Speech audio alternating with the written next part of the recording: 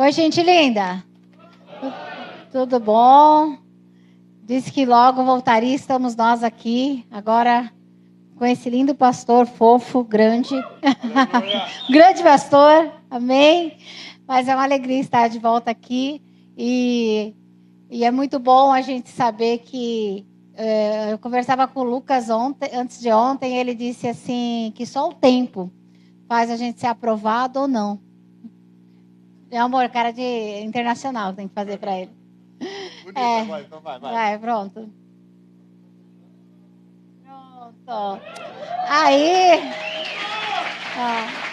olha só. E quando a gente estava, nós fomos até Canela e nós viemos conversando, quanto Deus nos guardou, quanto Deus fez a nossa vida aqui nesse lugar, quanto Deus nos prosperou.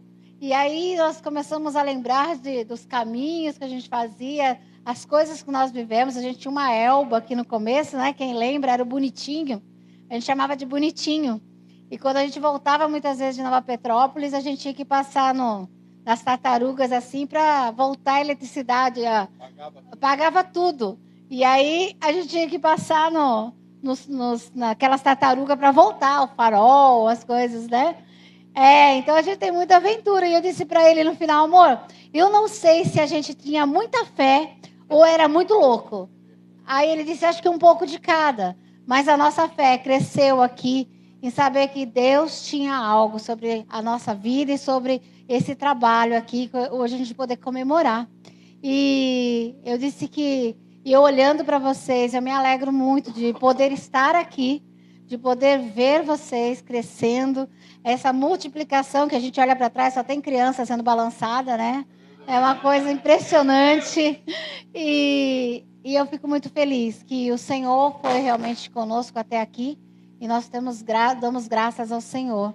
Damos graças ao Senhor pela sua vida. E que o Senhor tem muito mais a cumprir nesse tempo sobre todos nós. Amém?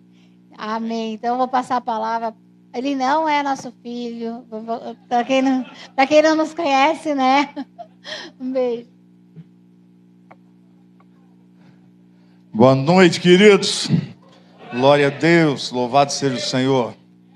A maioria de vocês nos conhece, eu não vou ficar apresentando, né? Tem 4 filhos, todo mundo já sabe, a Mara já fez esses dias aí, esteve falando com vocês.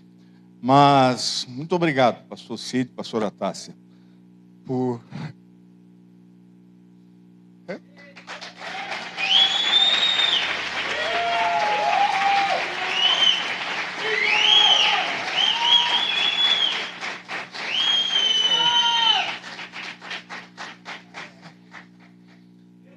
É uma benção, né? Sou chorão mesmo. Eu e o Luciano, né? Cadê o Luciano? Tá. Luciano já me abraçou chorando. Seu Inário também, logo, né? Nós somos homens sensíveis, aleluia. Mas, queridos, é uma alegria. Eu não tinha vindo aqui ainda. A minha esposa já, né? Que bonito que está isso aqui. Que bonito que está essa igreja. E o que Deus tem feito aqui é precioso, precioso. E como disse a Mara, né? A gente voltando de Canela, a gente começa a lembrar tudo aquilo que a gente passou, viveu, experimentou. Muitas alegrias, mas diversos desafios, né? Da parte do Senhor para nós. E a gente sabe que tudo há um propósito, E Deus teve o seu tempo conosco aqui. E eu fico feliz que pôde ficar aí, né, um povo. E os irmãos que estavam na frente aqui antes, né, os líderes aí, é tudo da nossa época. A gente ajudou a formar, a preparar. Sei da capacidade do Cid e da Tássia. Eu sei que eles têm aprimorado muita coisa que eu deixei a desejar. Porque Deus os capacitou para esse tempo. E isso é precioso da parte de Deus. Né? Um planta, tu rega, tu vai colher. E é assim que funciona. E a alegria é ver que a semente que você lançou, ela tem frutificado. E eu sei que vai frutificar muito mais ainda. Muito mais. Eu não duvido disso. E, como eu disse, uma alegria poder estar aqui em fazer parte desse momento da igreja. Muitos eu estou conhecendo agora, e isso é uma alegria grande, né? Saber que nesses 4 anos que estamos longe daqui, Deus tem prosperado e tem multiplicado. E não é só com bebê não, né? Glória a Deus, aleluia. Em uma oração, Deus tem sido fiel comigo. Quando no passado eu olhava para os homens da igreja, eu dizia assim: Senhor, quando casarem, que os filhos venham parecidos com as mães, porque são muito feios. Né? E Deus tem honrado essa palavra, aleluia. Olha, está aí o Franco, está aí o Juba, né? Deus tem sido bondoso conosco. Amém, queridos? Eu não vou contar nossa história, né? Talvez o pastor vai falar do início. Não, é que o pastor prega. E eu preciso pregar para você, porque esses 18 anos foram só os primeiros momentos da história. Porque ela permanece, ela continua. E você faz parte dessa história. Você faz parte dessa história. Amém, queridos? Faz aquilo que todo mundo, os pastores faz e ninguém gosta. Cutuca o irmão do lado e diz assim: você faz parte dessa história. Irmãos, a minha esposa, na outra vez que ela veio aqui, ela disse que faltou caneca, tá? Ela me fez carregar um monte de caneca para cá. Por favor, eu não vou levar de volta, tá? Em nome de Jesus. Vocês já viram o projeto da minha esposa, né, irmãos? Toca Deus. Você já sabe o que é, né? Resgate de crianças da prostituição infantil, tanto aqui no Brasil, Tailândia, Camboja, né? O Haiti está parado por enquanto, mas são esses lugares que a gente tem trabalhado. E esse recurso é tudo para isso, tá? É para... realmente, para tirar as crianças, não posso dar detalhes aqui, né? A minha esposa já esteve aqui falou um pouco aqui, né? Ela falou, então você conhece. Se você ainda não adquiriu a caneca, adquira lá, porque o projeto é para isso. E aí eu me lembrei de pegar uns livros também, só que eu só tinha 4 em casa, tá? Então quem não conhece a nossa história, ou a história da igreja, um dos capítulos aqui eu falo do início da igreja, tá? Então aí você pode adquirir lá também. É o com os irmãos da missões lá, né? Tá na banca de missões lá. Esse bolo é de verdade? Oh, glória a Deus. Já estava preocupado. Eu vou derrubar isso até o final. Jesus.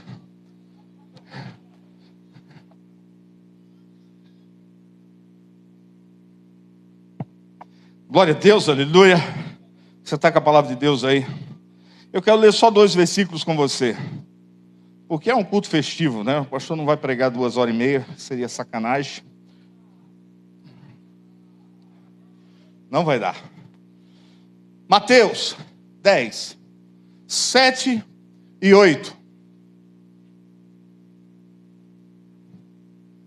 Mateus 10, versículo 7 e versículo 8. Escrevi aqui atrás. Eu estou na tradução Revista Atualizada e diz assim: e à medida que seguirdes, pregai que está próximo o reino dos céus. Curai enfermos, ressuscitai mortos, purificai leprosos, expeli demônios. De graça recebestes, de graça dai. Vou ler de novo. E à medida que seguides, pregai que está próximo o reino dos céus. Curai enfermos, ressuscitai mortos, purificai leprosos, expeli demônios. De graça recebestes, de graça dai. A igreja só tem um único papel nessa terra.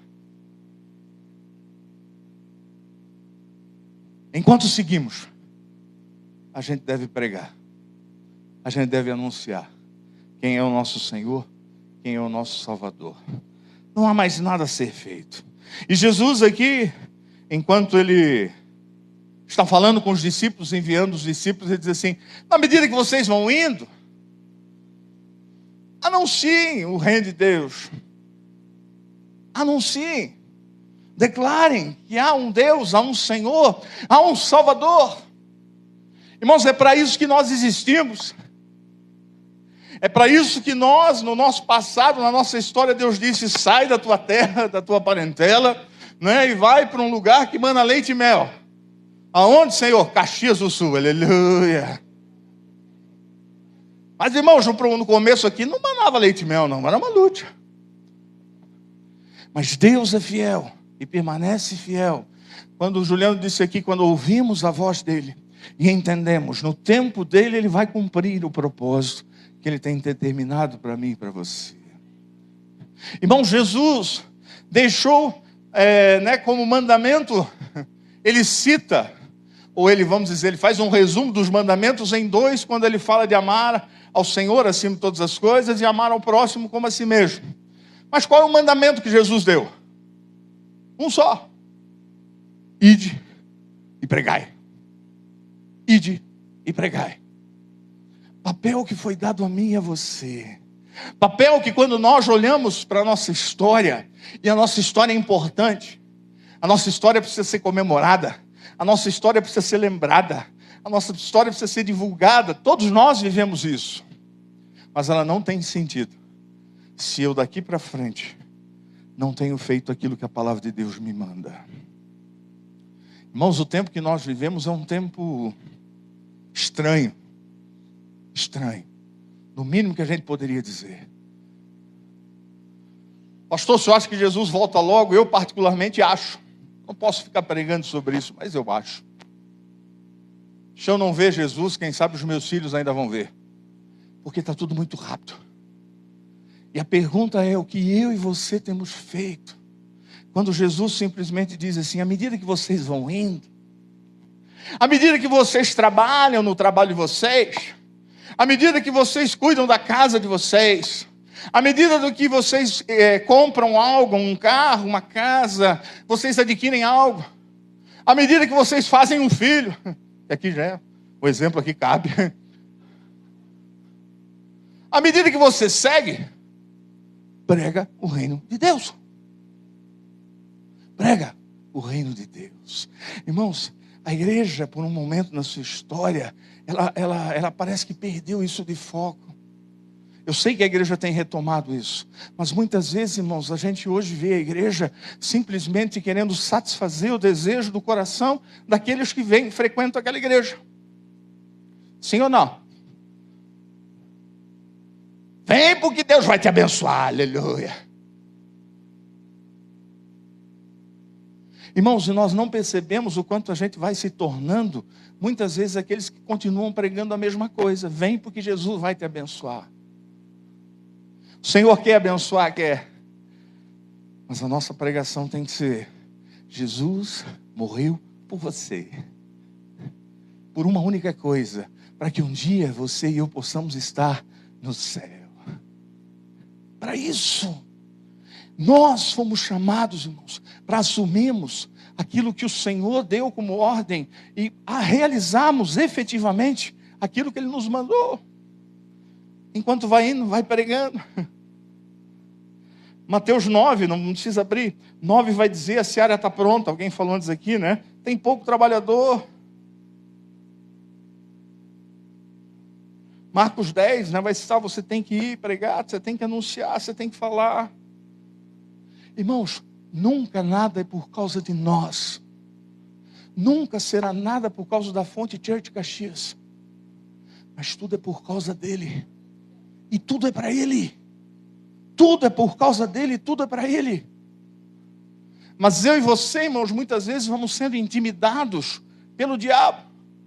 Dizendo assim, você não tem condição, você não é capaz, você não está pronto ainda. Irmãos, eu participei de um congresso alguns anos atrás. O nome do cara era Samuel Sharif. Era um nome fictício. Ele é um americano que casou com uma iraniana e hoje mora no Irã. Ele tem passaporte falso, documentação falsa, e é assim que ele vive.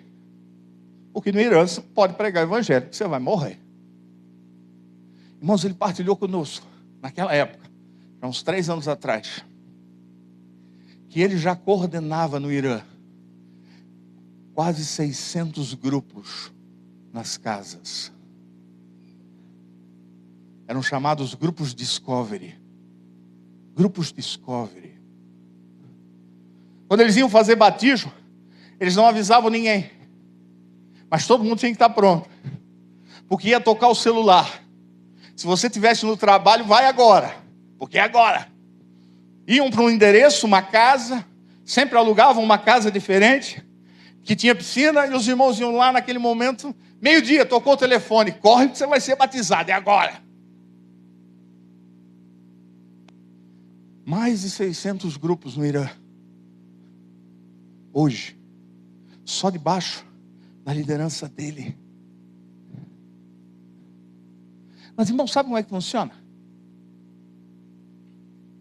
Então a irmãzinha se converteu, nunca conheceu Jesus, foi convidada para um grupo Discovery. Só que para ser convidado não dá para convidar qualquer um, porque se entregar, corre risco. A irmãzinha vai, uma vida toda desregrada, participa do grupo, entrega a vida para Jesus naquele dia. Quando ela voltar a segunda vez, vão convidar ela para começar um grupo na casa dela, para ela liderar. Como é que é isso? Irmãos, eles têm que falar de Jesus, eles têm que falar do Salvador. Mas a gente muitas vezes, né, precisa ter assim um certo treinamento. Não sou contra, irmãos, não sou contra. Se a gente tem condição, vamos aprender. Temos que conhecer a Bíblia. Mas, irmãos, quanto crente hoje fica dando desculpa que não está pronto ainda para pregar Jesus? Quantos? Eu conheço a história de todos os líderes que estavam aqui na frente. Alguns me deram trabalho, irmãos. Foi fácil, não.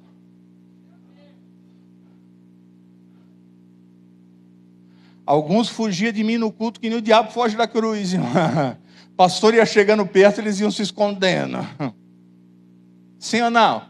Lá vem o pastor querer que eu dirija um grupo. Lá vem o pastor que eu faça alguma coisa na igreja. Fugia. Estou mentindo, irmãos? Irmãos, a gente dá muita desculpa. Jesus diz: conforme vocês vão indo, preguem o reino de Deus. Anunciem quem é Jesus. Anunciem o que Ele fez. A história muda, né? Quando os clérigos, né, começam a puxar tudo para eles, né? Aí então só podia, né? Antigamente, né, o sacerdote podia ler a palavra, o outro podia fazer isso e tal. E aí inverteu o processo. Aquilo que era para a igreja fazer constantemente, sobrou para o sacerdote, os pastores, os líderes. Mas Jesus nunca disse que era para esses. Esses lá em Efésios 4 diz que eles têm uma função. Qual que é? É equipar, é treinar. Pastores, profetas, né? Mestres, apóstolos. Faltou um. Evangelista. Esses devem treinar o povo. Para quê? Para que eles anunciem o reino de Deus. E façam aquilo que o Senhor preparou para ser feito. A palavra usada em Mateus aqui é a mesma que é usada nos ides de Jesus. Vai, prega, anuncia, fala. Vai por todo lugar. Fala do Senhor ao qual você serve. A melhor pregação que existe, irmãos, é quando a gente fala de nós mesmos, aquilo que a gente era e aquilo que a gente é hoje. E de que forma Deus transformou a nossa vida. De que forma Deus mudou a nossa história. O Daniel Colenda, ele escreve um livro, em um capítulo ele diz assim: evangelismo de aranha. A igreja hoje faz evangelismo de aranha. Qual é? Arma uma teia e fica esperando o crente ou alguém cair na teia. Alguém, né? Não o crente. Quando caiu na teia, aí ele vai evangelizar.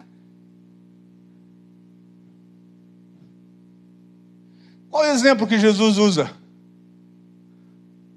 É de aranha? Pescador de homens.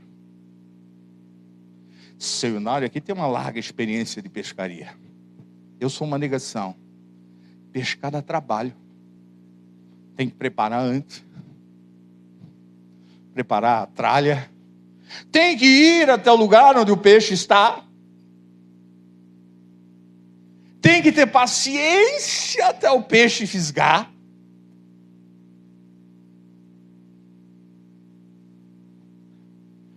Mas o melhor, que quando você fisgou o peixe já se torna pescador. Se é que você me entende. Ele já se tornou um discípulo. Se tornando discípulo, agora ele é um pescador. E vai cumprir da mesma forma que você tem cumprido o propósito que o Senhor tem. Não faça evangelismo de aranha. Não faça. Pelo contrário, seja alguém que se dispõe a fazer aquilo que o Senhor manda. Irmãos, eu vou adiantar bem aqui, porque eu não vim aqui para ficar pregando tudo para você, né? Mas, irmãos, diversos textos, tanto no Velho e Novo Testamento, né? O Senhor vai dizer, né? O reino de Deus está próximo. E quando fala de reino, né? O reino é onde tem a realeza. E aí a palavra do Senhor, Paulo vai trabalhar isso em 2 Coríntios 5, onde nós nos tornamos embaixadores do nosso rei.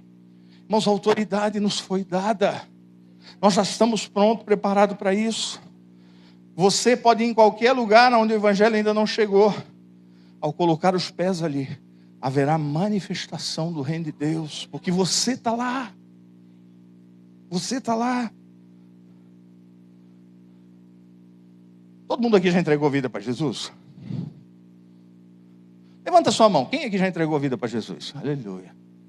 Irmão, então é para você isso. Pastor, eu não tenho capacidade. Como é que eu vou falar? Aonde você colocar os teus pés? Favelas. Lugares do mundo. Lugares de prostituição. Lugares de droga. Aonde você colocar os teus pés, ali haverá a manifestação do reino. Porque você é um agente do reino. Você é um agente do reino. Agora, se você não assume essa postura, querido, você vai passar por essa história, você vai viver nesse tempo, nessa geração, mas não vai cumprir o propósito que Deus determinou para você. Não se iluda, não se iluda. Eu não estou dizendo que todo mundo tem que deixar o seu trabalho para viver, né, missionário, não é isso. Mas aonde você está, Deus lhe chamou. Por isso Jesus diz, conforme você vai seguindo a tua vida, prega o reino onde você está. Anuncia, fala do amor de Deus. Mas Jesus não parou aí, ele continua no 2º versículo. E ele diz o quê? O que fala lá? Eu vou falar fora da ordem aqui, né? Eu tinha uma camiseta, que a minha esposa deu um fim nela, que eu usava para isso, né? Lá diz assim, curar enfermos, ressuscitar mortos, purificar leprosos, expelir demônios, de graça recebestes, de graça. O reino não é apenas uma ideia, uma filosofia. O reino é demonstração de poder. O reino é demonstração de poder. Você já se imaginou, o meu filho Pedro, os gêmeos já estão quase me passando, irmãos. Um calça 46, outro 45.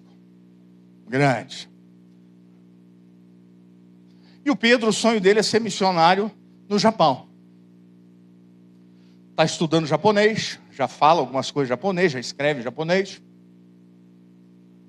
Está juntando dinheiro agora, está trabalhando para o ano que vem, ele quer visitar o Japão. Nós temos agora um conhecido lá, um pastor, missionário que está lá. Vamos ver que porta que Deus pode abrir no futuro para ele. Mas um dia conversando com ele, disse assim, meu filho, está fazendo teologia. Meu filho, que forma você acha que você vai convencer o japonês do amor de Deus? Pai, eu preciso pregar a palavra. Sim, lógico, você tem que pregar a palavra. Mas você chegar lá e falar assim, olha, eu vim aqui falar de um Deus, Criador dos céus e da terra, que formou tudo que nós temos e vivemos e somos. Esse Deus é que eu estou pregando para você. Eu quero dizer para você que esse Deus te ama. Legal. Eu tenho bastante Deus aqui, o japonês pode falar também. E alguns me amam também. Aí o japonês pergunta para ti, mas você, como é que você sabe disso? Está escrito na Bíblia. Quem é que escreveu a Bíblia? Não, foram homens. Homens? Não, mas foram inspirados por Deus. Mas foram homens que escreveram.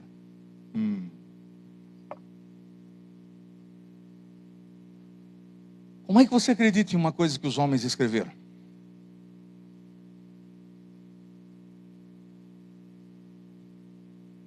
Você já se imaginou diante do japonês tentando argumentar com ele?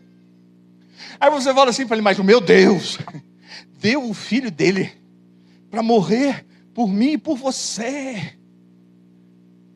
Que Deus fraco você tem. O meu Deus teria destruído tudo e feito tudo de novo.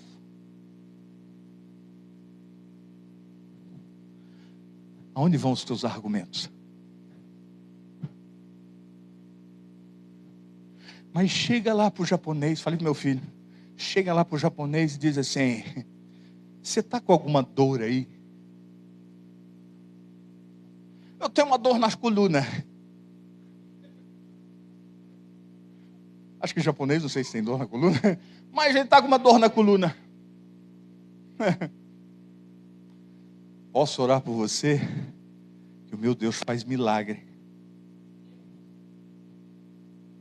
Bota a mão na cabeça do japonês. E o japonês é curado. Não era assim que Jesus fazia? Jesus curava, depois pregava. Raras são as exceções. Mas todas as vezes Jesus fazia sinais, depois pregava.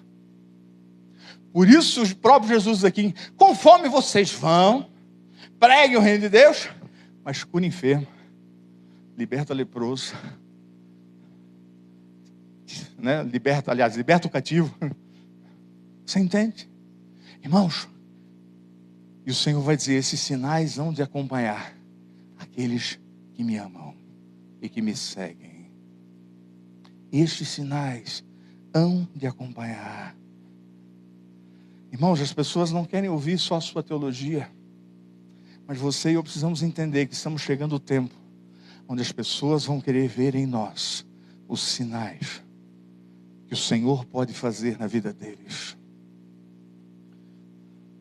Quarta-feira eu preguei lá em Canela, e ali eu falei e disse para os irmãos assim, irmãos, duas coisas. Eu estava falando sobre fé. Eu disse assim, irmão, só tem duas coisas que é importante. Primeiro, que você precisa ser um testemunho de milagre na tua história e na tua vida. E em segundo lugar, você precisa ser um agente de milagre na vida de pessoas. Não há outra coisa. Não há outra coisa a ser feita. Mas pastor, como é que eu vou fazer? Pastor, eu não orei com ninguém. Por quê? Por quê? Pergunta que eu lhe faço. Qual é o problema? Deixa eu lhe fazer uma pergunta. O Senhor é um Deus que quer cumprir todo o propósito que Ele tem para realizar nesse mundo, nessa terra. E o Senhor disse que sinais e prodígios seriam dados à igreja para que a igreja cumprisse esse propósito. Por que a gente tem... Eu não falo de nós, Fonte Church. Por que na igreja de Jesus tem tão poucos sinais? Por quê? Às vezes a gente se esquece daquilo que nos foi dado. Lembra, eu falei, é por Ele, é para Ele, tudo é dEle. Mas sabe, irmãos, uma vez eu li uma historinha que marcou muito a minha vida. Que dizia assim, que um pai estava carregando um tronco de árvore, puxando um tronco de árvore para cortar a madeira. E aí o seu filhinho de 3 aninhos, papai, posso ajudar? Claro, meu filho. E o pai veio na frente puxando. E o menininho de 3 anos atrás empurrando a tora. Até que chegou no lugar. O pai veio para o filho assim, meu filho, muito obrigado. Se não fosse o teu esforço, o pai não tinha conseguido. Quem é que puxou a tora? Quem? É a mesma coisa com Deus. A gente não tem força para puxar nada, nem fazer nada. Mas temos um Deus que faz o todo. E ele diz assim: eu estou contando com você. Sem você eu não ia conseguir. Eu te amo tanto, meu filho. É o pai que faz tudo sozinho. Mas o pai tem procurado homens e mulheres que nesse tempo, irmãos, da história, façam a diferença. Há uma passagem de Jesus, se não me engano, em Mateus 14, ele está falando aos discípulos, ele está dizendo assim: olha, coisas maiores vocês vão fazer daquelas que eu fiz. Eu vivo a expectativa de viver isso, irmãos. Eu vivo a expectativa. Jesus ressuscitou morto. E Jesus disse que chegaria o tempo que nós faríamos coisas maiores. Eu nem sei o que é isso. Mas é esse tempo que Deus tem levantado a sua igreja. E que você faz parte disso. Por meio da tua vida, irmão, o Senhor quer curar enfermo. Por meio da tua vida, o Senhor quer libertar cativo. Por meio da tua vida, o Senhor quer expulsar demônio. Por meio da tua vida, o Senhor quer salvar pessoas. Não é por meio do pastor, da pastora, dos líderes que estão aqui. Eles vão fazer a parte deles. Mas a pergunta que eu preciso lhe fazer hoje: pastor, eu achei que ia ser uma pregação de aniversário. Como disse o Juliano, eu gosto de fazer pregação de desafio. Eu vim aqui para te desafiar no dia de hoje. É que você saia da posição que você está. E tem um Deus que quer te usar de uma maneira estrondosa, irmãos. Poderosa. E não é por causa de você, nem para você. É tudo por Ele e para Ele. Se alguém for curado, quem aqui já viveu uma experiência de orar por alguém e a pessoa ser curada? Levanta a mão aí, irmão. Não muitos. Quando você que já viveu essa experiência, quando a pessoa foi curada, você saiu dali dizendo que ela foi curada por causa de você? Sim ou não? O que você falou? Por que quando você ora ela não é curada, você assume a responsabilidade? Se você não dá o crédito para ele, não dê também. Aliás, se você dá o crédito para ele, se a pessoa não for curada, foi porque Deus não quis. Ué? Mas aí, o diabo vai colocando assim na mente da igreja, assim, né? Você tem pecado, você não pode, Deus não te deu autoridade ainda, o pastor não ungiu você para você orar com o enfermo. O Senhor diz que entregou a vida para ele. Todos vão orar. Pessoas serão curadas, libertas, transformadas. Todos. Para todos nós.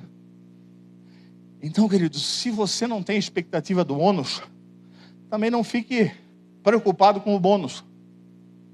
Aliás, contrário. Se você não tem expectativa do bônus, não fique preocupado com o ônus. Você ora. Não é tudo por ele, por meio dele, para ele. Se ele quiser, ele cura. Lembra? É o menininho empurrando a tora atrás, irmãos. Quem vai fazer a força é Deus. Quem vai capacitar ou transformar é Ele. Você só está lá empurrando. E nem tem força para empurrar. Nem tem força para empurrar. Lucas 12, 11.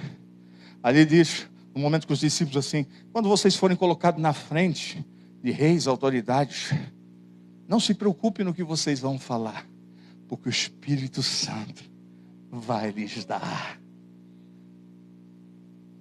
Irmãos, viver uma igreja que se dispõe. Eu não quero mais continuar pregando aqui, porque a gente vai orar.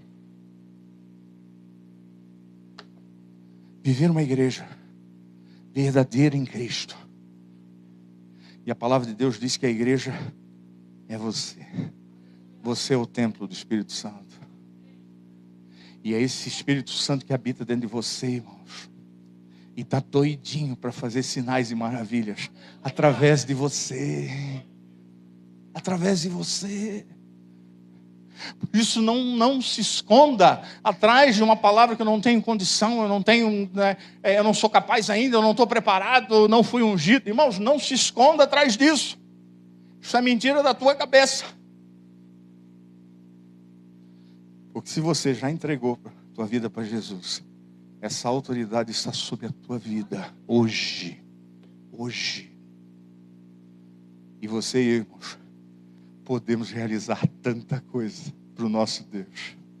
Não por causa de nós, mas por causa dele e para ele.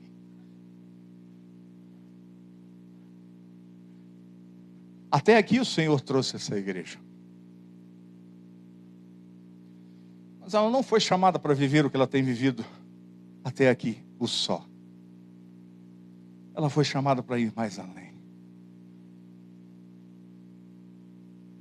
Quando nós botamos o pé nessa cidade, o Senhor disse que levantaria uma igreja aqui, que seria conhecida em todos os cantos dessa Caxias e em todas as cidades vizinhas, por meio dos sinais e maravilhas que aconteceriam aqui. Eu creio. Eu creio. Eu não duvido. Mas isso hoje não depende mais de mim nem da minha esposa. Nós não estamos mais aqui. Nós não estamos. Pastor, o senhor pode vir de vez em quando. Posso, não tem problema. Mas não depende.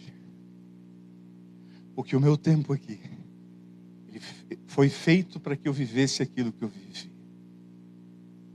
E para aqueles que estavam comigo vivessem aquilo que a gente viveu. Mas hoje é um marco. E o Senhor nos traz de volta aqui para lembrar a vocês que o que vocês viveram até aqui ainda não é nem 5% do que essa igreja vai viver. Todas as palavras que nos foram dadas, eu creio em cada uma delas e vi cada uma delas se cumprir no seu tempo e propósito. Cada uma delas. O Senhor me disse 7.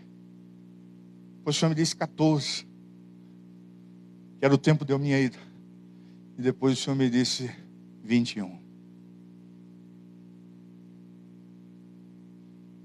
Esse tempo de 14 a 21 seria o tempo de estabilizar uma igreja com muito poder e muita graça. Porque a partir dos 21 ela vai explodir. Vai explodir. E esse lugar não vai caber mais aqui. Não vai caber. Pelo todo que Deus vai fazer nesse lugar. Mas, querido, isso não depende daqueles homens e mulheres que vieram aqui na frente. Depende de você. Deus se chamou para curar enfermo. Deus se chamou para libertar cativo. Deus se chamou para expulsar demônio. De graça recebestes, de graça dai. E abençoa esse povo para que o nome de Jesus seja glorificado na vida desta cidade cada dia mais. Amém, queridos? Do jeito que você está, abaixa os teus olhos. Abaixa a tua cabeça e fecha os teus olhos.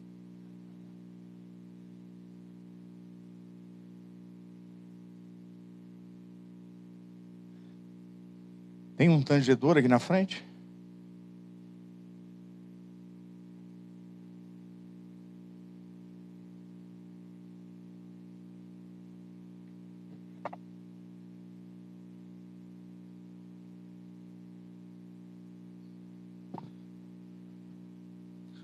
Eu não sei quanto tempo você tem de convertido. 1 mês, 1 ano, 2, 3, 5, 10. Não sei.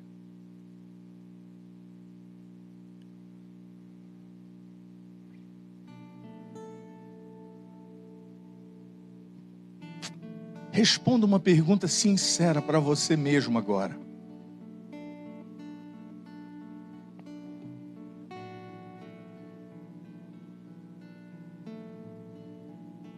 Quantos sinais e maravilhas você viu acontecer na tua vida e na tua casa?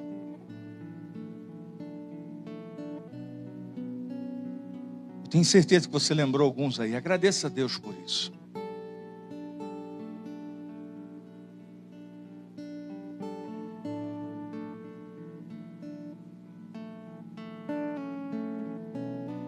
Agora responda para você mesmo.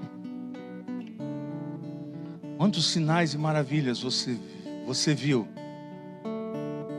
alcançar pessoas através da tua vida?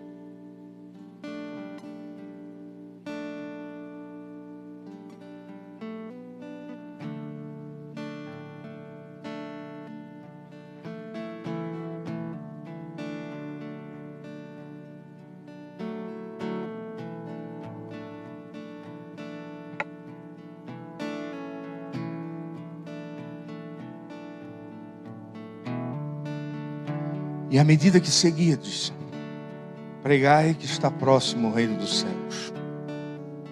Curai enfermos, ressuscitai mortos, purificai leprosos, expeli demônios.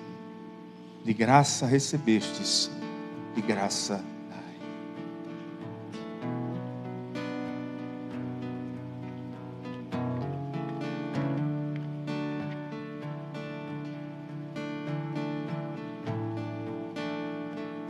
Por favor, se coloca de pé.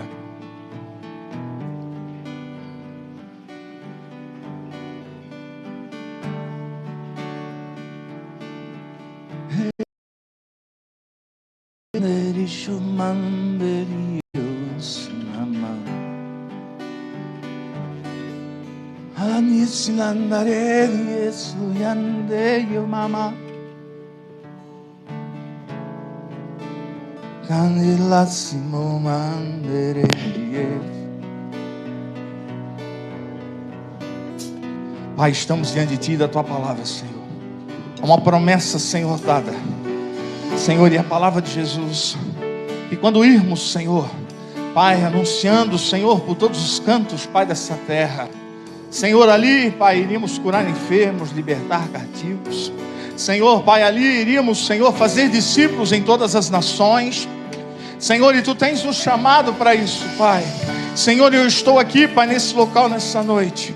Senhor, como aquele, Pai, que no passado, Senhor, inicia aqui esse trabalho, Pai, juntamente com a minha esposa. Senhor, e outros que Tu levantaste naquela época. Senhor, mas aqui nós estamos nessa noite, Senhor, lembrando a Tua palavra.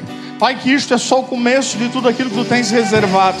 Senhor, isto vai muito além, Senhor. O chamado dessa igreja, Senhor, vai muito além daquilo, Senhor, que ela tem vivido até aqui, daquilo, Senhor, que ela tem experimentado até aqui, daquilo, Senhor, que até hoje, Senhor, eles, Pai, têm vivido também como sinais e maravilhas.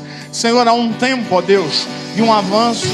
Senhor, há um tempo, ó Deus, de um despertar, Deus.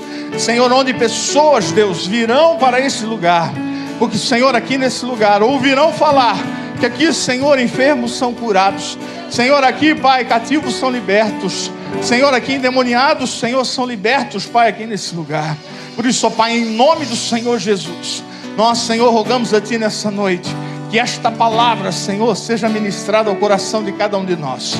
Porque, Senhor, isso não é um papel, Pai, de um homem, Senhor, de um casal, de líderes, Senhor, isso não é. Esse é o nosso papel como igreja. Senhor, cada um de nós, Deus, fomos chamados para isso. Senhor, eu creio, Deus, que nesta noite Tu queres derramar, Senhor, uma porção de unção. Senhor, uma porção de unção, Senhor, de autoridade. Por isso, Pai, no nome de Jesus, ministra, Deus, em graça. E derrama, Senhor, isto sobre nós, para o louvor da Tua glória, Pai. Cremos nisso e aguardamos, Pai, diante de Ti. No nome do Senhor Jesus. Ei, ei.